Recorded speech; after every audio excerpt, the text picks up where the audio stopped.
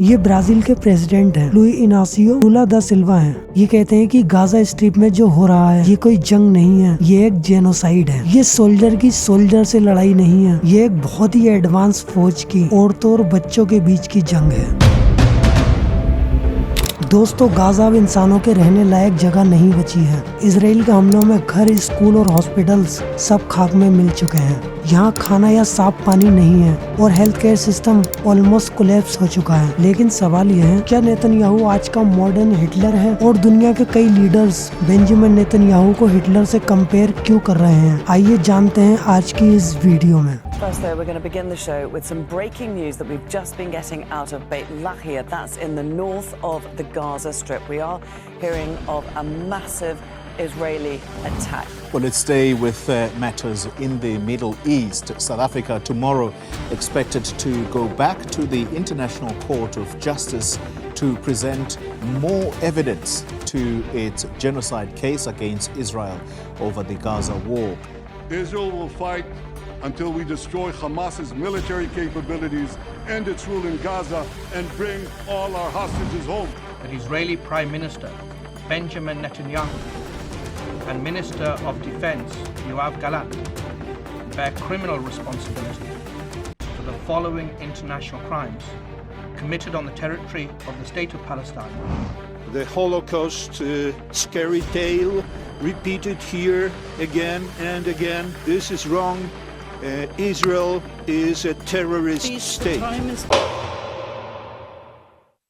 एक साल से चल रही हमास और इसराइल की जंग में यहाँ 42,000 से ज्यादा बेगुनाह लोग मारे जा चुके हैं, जिसमें लगभग 16,000 से ज्यादा सिर्फ बच्चे हैं। तकरीबन 1 लाख लोग घायल हो चुके हैं। गाजा के लगभग 90% लोग बेघर हो चुके हैं, जिनके पास रहने के लिए कोई जगह नहीं है। 10 अक्टूबर 2024 को ह्यूमन राइट काउंसिल ने एक रिपोर्ट जारी की है, जिसमें बताया गया है कि गाजा के हेल्थ केयर सिस्टम को बर्बाद करने के लिए इसराइल ने कंसर्टेड पॉलिसी अपनाई है, जो गाजा पर एक बड़े हमले का हिस्सा है और ये वॉर क्राइम है और ह्यूमैनिटी के खिलाफ है, जिसमें लगातार और जानबूझकर मेडिकल और फैसिलिटीज पर हमला किया गया है। रिपोर्ट में पाया गया है कि इसराइल के मिलिट्री कैंप और डिटेंशन फैसिलिटीज में हजारों बच्चों और बड़े लोगों को बहुत बार बिना किसी वजह के गिरफ्तार किया गया था और सेक्सुअल और जेंडर बेस्ड वायलेंस का शिकार बनाया गया, जो वॉर क्राइम और क्राइम अगेंस्ट ह्यूमैनिटी है। मेल डेटेनीज को रेप का शिकार बनाया गया, उनके सेक्सुअल और रिप्रोडक्टिव ऑर्गन्स पर हमला किया गया और उन्हें नेकेड या कपड़े उतारने पर मजबूर करके ह्यूमिलेटिंग कामों को करने पर दबाव डाला गया, ताकि पनिशमेंट या धमकी के रूप में इंफॉर्मेशन निकाली जा सके। दोस्तों, ये सब बातें जो मैं आपको बता रहा हूँ, ये मैं अपनी तरफ से नहीं कह रहा हूँ। ये सब बातें ऑथेंटिक सोर्स से ली गई हैं,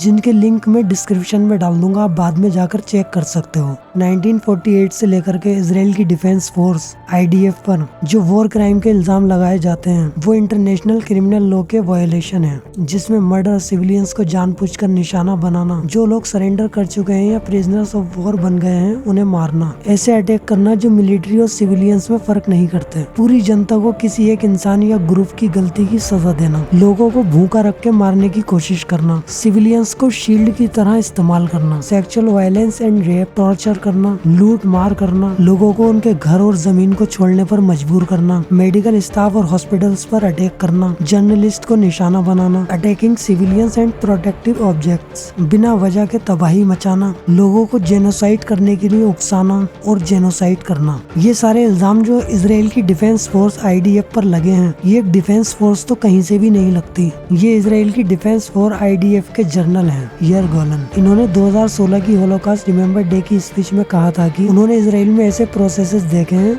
जो होलोकास्ट से पहले यूरोप में हुए थे। उन्होंने कहा कि मैं लोगों को याद दिलाना चाहता हूं कि नाजीज ने भी डेमोक्रेटिक तरीके से पावर हासिल की, इसलिए हमें बहुत संभल कर चलना होगा, ताकि एक्सट्रीमिस्ट अपने नजरिए से इसराइल की डेमोक्रेसी का फायदा उठाकर गवर्नमेंट सिस्टम को बदल न दे। उनका इशारा बेंजामिन नेतन्याहू की तरफ था। टर्की के प्रेसिडेंट तैयब अर्दोगान ने Israel prime minister Benjamin Netanyahu को एडोल्फ हिटलर से कंपेयर करते हुए कहा कि इसराइल का गाजा पर हमला वही है जो नाजी जर्मनी ने ज्यूस के साथ किया था। उन्होंने कहा कि नेतन्याहू हिटलर से ज्यादा अमीर है और उसे वेस्ट से समर्थन मिलता है, सब तरह का समर्थन उसे अमेरिका से मिलता है, और इस समर्थन के साथ उसने क्या किया, उसने 20,000 से ज्यादा गाजा के लोगों को मार दिया। खैर, ये बात बहुत पुरानी है, अब तो ये नंबर बढ़ के 42,000 से ज्यादा हो चुका है। 7 अक्टूबर 2023 से गाजा कॉन्फ्लिक्ट के बाद अमेरिका ने इसराइल को ऑलमोस्ट 70.9 बिलियन की मिलिट्री एड दी है। ये दिखाता है कि कैसे इसराइल को इतना सपोर्ट मिल रहा है, जबकि उसने 42,000 से ज्यादा गाजा के बेकसूर लोगों को मार दिया है। ये पुराना कनेक्शन है जो दिखाता है कि इसराइल को 1959 से लेकर के 251.2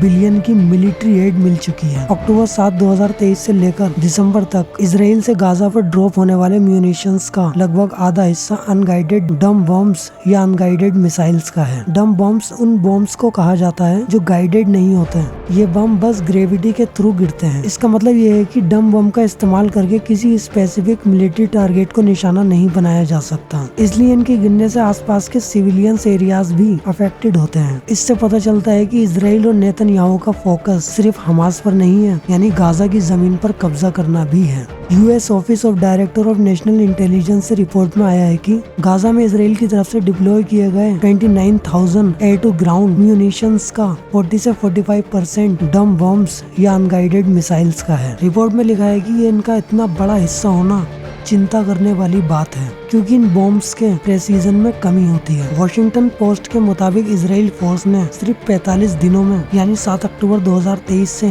21 नवंबर के दौरान गाजा पर 22,000 यूएस ओरिजिन म्यूनिशंस ड्रॉप किए हैं। यूनाइटेड स्टेट अक्टूबर 7 से इसराइल को कम से कम 5,000 डम बम्स ट्रांसफर कर चुका है, जिसमें से हर एक का वजन 2,000 पाउंड है, जिसकी वजह से गाजा में बेगुनाह लोग मारे जा रहे हैं। अमेरिकन गवर्नमेंट की इस पॉलिसीज को लेकर के अमेरिका में जो बाइडेन और यूएस गवर्नमेंट के खिलाफ काफी प्रोटेस्ट हो रहे हैं, जिसमें लोग इसराइल को सपोर्ट करने के फैसले को लेकर क्रिटिसाइज कर रहे हैं। लोग मांग कर रहे हैं कि इसराइल को फंड करना बंद करो।